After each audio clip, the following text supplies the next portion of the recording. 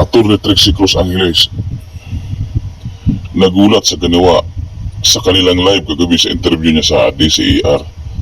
Biglang pinutol, biglang ginurgur, at nasabi niya kung sino ang kanyang pinagdududahan na gumawa ng paggurgur na yon. Natanong niya tuloy, meron na nga bang martial law? Kung meron na, bakit hindi pa ideklara para malaman na ng lahat kung ano talaga ang katotohanan ng nangyayari sa ating bansa ngayon? Tol, panoorin natin itong video niya sa kanyang mga pahayag para malaman natin ang buong katotohanan, sapagkat marami siyang kaalaman tungkol sa nangyayari ito sa ating bansa, sapagkat alam niya rin kung ano ang batas na maaaring gawin para masupil ang ganitong pamamalaki ng ating gobyerno. Ngunit bago yun, Tol, pahingi naman ang inyong like, share, comment, subscribe at pakihit na rin ang inyong notification bell para updated ka sa kaganapan dito sa ating channel. So nawala yung live kanina because the site or the live got taken down.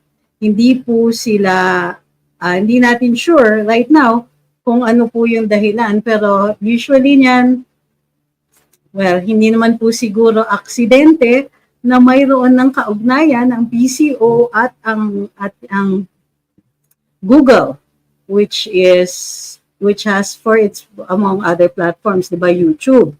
And of course, meron din silang kaugnayan with Facebook. Hindi po kami sure kung pati sa Facebook na wala. But at any rate, all the broadcasts ng DZAR kanina, kung saan po ako may interview, ay natanggal about 20 minutes into the show. So, kaya nakaganito pa po ako. So, wag po kayong ma-shock. Kasi sayang naman yung hair and makeup kung hindi po tayo magla-live ngayong araw na ito. Lalo-lalo na para lang maikwento ko kung ano nangyari afterwards, no? Hindi ako aware kung at what point na tanggal yung program. Of course, continue silang mag-record. So if they ever set up another account, maa-upload po itong last broadcast. So anong pinag-usapan namin dito? We avoided yung libel suit na na-file against two of the hosts today, although binibiro ko sila na yun, pinaghahandaan ko na yung kanilang piyansa. But at any rate, yun nga, I was asked about yung comms regarding sa West Philippine Sea, about Vice Admiral Carlos, about yung sa PIDEA leaks na pinag-usapan kanina, among others. And yes, it's right to be suspicious. Kasi, I don't know, it seems, salamat. It seems to me, masyado namang maraming coincidences ang administrasyon na ito. Masyado nang mahiwaga ang mga pangyayari sa mga kritiko nitong dun po sa naputol kay Vice Admiral, which is very interesting. This week, we were supposed to hold a hearing sa Senado tungkol sa media during times of conflict. Okay. Apparently, nagkaroon ng hearing for traditional media. Lahat ng networks po ay pinatawag. Yung hearing kung saan dapat kami lumabas ni Mark at ni Attorney Ahmed was for content creators. Pero, hindi po yun natuloy. Which I found suddenly suspicious. Hindi naman po ako nagdududa kay Senator Robin. Gayunpaman, bakit ayaw nilang marinig? Kasi in our instance, canceled daw. Canceled, hindi reset. Canceled yung hearing for content creators. Either hindi na po sila interesado kung anong maaari naming sabihin, or hindi para sa kanila mahalaga ang masasabi ng mga content creators for social media. At any rate, bakit ganun? Ang pinaka-vulnerable to takedowns are the ones who are on social media. At para sa akin, it was not a wise decision para sa PCO na i-announce yung kanilang kaugnayan with Meta, with Google, and all these other platforms. Di ba? Parang, bakit mo i-announce yan? Hindi ba nagmumukhang, kapag ngayon mayroong mga natatanggal ng mga accounts na take down, iisipin ng mga tao na ang gobyerno po ang gumagawa nun. At pag ginagawa yun ng gobyerno, mina-violate nila ang ating karapatan magsalita at magpahayag. Thank you kay Mr. PBR. So, what does this mean? Ibig sabihin, ang sarili nating gobyerno ay hindi kaya magrespeto ng karapatan ng ordinaryong mamamayan. Parang sila na lang ba ang may karapatan magsalita at magpahayag? Sila na lang ba ang pwedeng mag-post sa social media? O hindi nila kaya, masyado silang uncomfortable doon sa mga sinasabi na hindi nila sinasang-ayunan. Hindi na nga natin sinasama dito yung mga issues like libel and all that. Hindi. Ito'y ordinaryong mamamayan. Hindi na po makatarungan. Tingnan ninyo ang nangyayari sa SMNR and DZAR. Kasi tingnan ninyo, una, nasuspindi sila.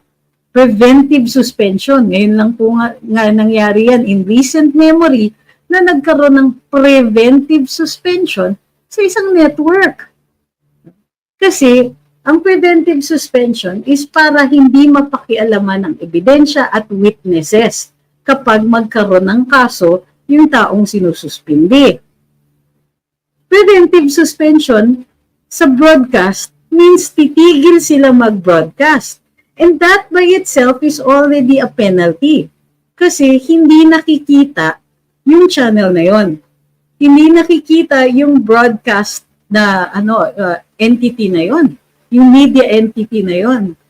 Hindi ba't kumbaga, in-elevate yung issue na ito sa Korte Suprema, which will decide, hopefully, and not hopefully, we believe that the Supreme Court will decide this fairly. Sana, it will be soon enough para hindi masyadong malaki ang damage sa SMNI. So, do you know also, na recently rin lang ay na-take down nga ang YouTube ng SMNI at saka ang kanilang Facebook. So, it has only been a few months, naka-recover sila ng much of their viewership, pero hindi pa nila nare-recover yung dati. So ngayon, oras na rin siguro para gumising-gising ang ating legislature. Kailangan gumawa na sila ng batas para pakialaman ng social media. Pero anong nangyari? Sa hearing on content creators on the media during times of crisis, yung social media po ang na-cancel. Hindi po nila kinancel yung mainstream media. Ngayon, tulad ng sinabi ko, si Senator Robin, pinagkakatiwalaan ko naman. At sinabi ni Pangulong former President Duterte na kanya tong not kanya, that's not the correct term, na mapapagkatiwalaan nga si Senator Robin. Pero ano na tong nangyayari? Hindi ba napakalaking coincidence naman na it's the same channel that keeps getting taken down? It's the same programs that keep getting taken down. Pati yung mga accounts, these are separate accounts for different programs na sinet up na ng DZAR and SMNI. And yet, nati-take down pa rin sila. Mayroon ba kaming sinasabi at the time na violation ng community standards? Wala. Kasi ang pinag-uusapan natin dito was a matter of national interest. Hindi ba dapat naririnig ng ating mga kababayan kung ano nangyayari at marinig din ang iba't ibang mga opinyon tungkol sa dahilan ng mga pangyayaring iyon? Masyado na yatang sensitive ng mga tao or yung mga tao na sa gobyerno. Tingin ko nga dito, yung mga, nung una, biruan lang natin, di ba? Biruan lang yung mga sinasabi natin na, undeclared martial law ito. Ala, parang totoo na. In fact, pinag-usapan namin yan dun sa programang tinanggal nila kanina na ang tindin itong mga pangyayari. Mabuti pa yung first Marcos administration, yung kanilang martial law ay may declaration, may batas. Remember, PD 1081? Ay, declaration pala. 1081. Nakakatawa na lang. Pero anong pwede natin gawin? Well, kung i-deny nila sa atin ang mainstream media at i-deny din nila sa atin ang social media, magpulong-pulong tayo. Hindi kailangan na ang pagpupulong na ito ay nasa size ng mga maisog, ano? Ng mga maisog rally. Pwede tayo magpulong-pulong kahit ilang lang. Mag-picture-picture tayo, mga magpakapamilya, pagka mga reunions, picture at sabihin kung ano yung take natin on this. So pwede niyong post tayo ng pictures of a group together, magbabarkada, or mga magkakapamilya, all together. Tapos maglagay tayo ng dyan. Ano ba yung hashtag natin? Hashtag di mo pera yan. Hashtag we deserve better. Hashtag i-declare nyo na lang kasi. Diba? Nagkukunwarian pa tayo eh. Para namang walang martial law. Pero yung paggugurgur ng freedom of speech, wagas na wagas. And it can't be a coincidence na preventive suspension. On the last day of the preventive suspension, sinuspindi sila. Indefinite yung suspension. Hindi na makatarungan yan. Kasi kung ang penalty ay binigay sa'yo, bawal po yung penalty na walang katapusan. Dapat commensurate. Kasi kung walang katapusan yung penalty na yan, it is as though tinanggal nyo na rin yung kanilang prangkisa. So sa ngayon, may prangkisa pa ang SMNI. May prangkisa pa ang DZAR. Pero bakit hindi sila nila-allow mag-broadcast? Bakit kahit sa social media, pinakikialaman sila? Yung mga ganyan, posible, mas report yan. Pero hindi na ba nahiya ang ating administrasyon? Napansin nyo ba kapag may nangyari, like yung na-take down yung mga accounts dun sa SMNI, yung iba-ibang programa, meron ba kayo narinig sa ating gobyernong nagsabi na, uy, hindi kami yan, we respect free speech? Wala. Ang free speech statement lang nila ay dun sa Press Freedom Day. Abay, nag-abala pa sila. Press freedom ba ika ninyo? Nagtatanggal nga kayo ng komentarista. Nagpapa-take down kayo ng social media accounts. Nag-hire ng trolls. Baka mamaya sabihin na naman nila fake news. Tigilan nila ako sa ganyan, ha? Actually, galit na. Naghahanap na lang ng solusyon ang mga tao. Kasi as much as possible, ang Pilipino, we're law-abiding in general. For the laws that we understand and that we take part in. Pag naniniwala tayo, yun na yun. Pero ang nangyayari dito, how can we believe in these people anymore? Kung may mga nati-take down, lalo na isang broadcasting company, na-take down ang social media accounts. Hindi ba it's up to the government to protect their people? Hindi iniyabang pa ng PCO na may collaboration sila supposedly to fight fake news. Fight fake news. So, pag sinasabi nilang ganon, teka muna, fight fake news, sinong kalaban ninyo? Because fake news, that's not an enemy, that's not a person. Sino yung talagang pinupuntirya ninyo sa fight fake news na yan? Sa collaboration ninyo with all these social media platforms, sino ba talaga ang targets ninyo dyan? And it's a sino, not a what. Kasi sinasabi na target fake news, bumenta na po yan. Alam natin na hindi yan po yung puntirya ninyo. Ay nako. Sabi ni Kalyeng, ngayon nagsasalita na si Gadon. Dapat daw tigilan na yung PIDEA Leaks hearing tapos tanggalin or palitan ni Zubiri si Senator Bato as chairman na paghahalata na rin siya. Well, I think ang mistake dito is palitan ni Zubiri yung chairman. Wala pong power ang Senate President to do that. Ang chairmanships ng committee ay determined by the majority and the other parties. So, pinag-uusapan yan bago pa sila magsiupuan. Thank you kay John Les. So, medyo, ano yun. However, you have to understand that Attorney Larry is a cabinet secretary, cabinet rank yung kanyang posisyon. And therefore, he will take the administration's line. Huwag na po tayong magulat dyan. Alam naman natin na yun na po ang punteriya niya. He's not there para isulong ang karapatan ng ng mga kritiko ng gobyerno. Andyan siya para protekta ng gobyerno. Sabi ni, galit sila sa China, yet this admin is doing the same thing, censoring anything that will go against this admin.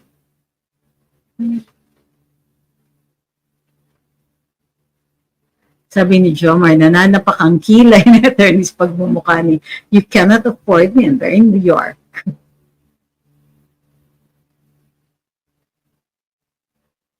Sabi, okay, so, naglabas ng bagong account. Thank you, DZAR 1026 SMNI Radio. Yan po ang bagong account sa YouTube. Para dun sa mga nakikinig, follow na po sa DZAR 1026 SMNI Radio. Ito yung pansamantalang account ng DZAR habang sinusubukan nilang ma-recover yung account na ni-take down kanina. Hindi ko sure kung aksidente lang na ako yung guest, no? nung nawala. Pero hindi rin ako magugulat kung dahil rin po doon. Okay? Ma'am Binibining Pilipinas says, my hypothesis, they have communicated some keywords to Meta to auto-hunt and take down any content that flows in your algorithm. So anytime na may BDS content, you guys get chopped. I think BDS content is too broad. Pero yes, I understand that. Sa Facebook madali. Ang Facebook talaga, they have a non-political policy. Meaning, the more you talk about politics, so pag sumusulpot yung mga government words, Senate, Senate inquiry, Congress, the President, mga ganyan. Yan po yung some of the keywords. And keywords that relate to politics, automatic yan. Although in fairness, Meta, medyo mas slightly objective. Yung today, medyo nakakataka yan. And ito yung issue. Kung mali yung nararamdaman natin, gobyerno na dapat yung magpasya. Sana sila yung magsabi na, uy, hindi po kami nagpa-take down, hindi po namin ginagawa yan. Yung pag-collaborate namin with the social media platforms ay para mas maayos yung dissemination namin ng impormasyon at hindi po namin intensyon na apektuhan ang mga karapatan ninyong magsalita at magpahayag. Hindi niyabang pa ng napakagaling na PCO talaga na this is to take down, to address fake news. Sure. Paano mo ipapalagay ang pakiramdam ng taong bayan? Tama kayo na kapag maraming issues, mga kontrobersiya, nagkakaroon nga ng societal pressure, and it is yung freedom of speech that acts as the pressure valve. Diba? It allows people to let off steam. Kung masasama yung mga sinasabi tungkol sa gobyerno, pagka nakapagpahayag tayo na sabi natin, na ilabas natin yung saloobin natin, not only do we feel better, government is put on notice kung ano yung dapat binabago nila or kung ano dapat yung ana-address nila. Ang kaso, lately, they have not been directly addressing certain issues. 3 beses nang tinanong ang ating Pangulo tungkol sa di umanong paggamit ng mga bawal na substances, pero puro either inaatake niya yung character ng dating Pangulo, sinasabi niya it's the fentanyl, di ba? Meron pang yung jukebox and professional liar, tapos meron pang these are all evasive. Let's call it what it is. It's evasive. And what does it mean when a person is evasive? He cannot meet the issue head on. A lot of people will suspect that there is some truth to the rumor. He can put that all to rest with an outright denial. I mean, people won't actually rest, pero it controverts Ibig sabihin, naglalagay in question yung mga sinasabi na siya ay di umano'y gumagamit o gumamit ng mga bawal na substances.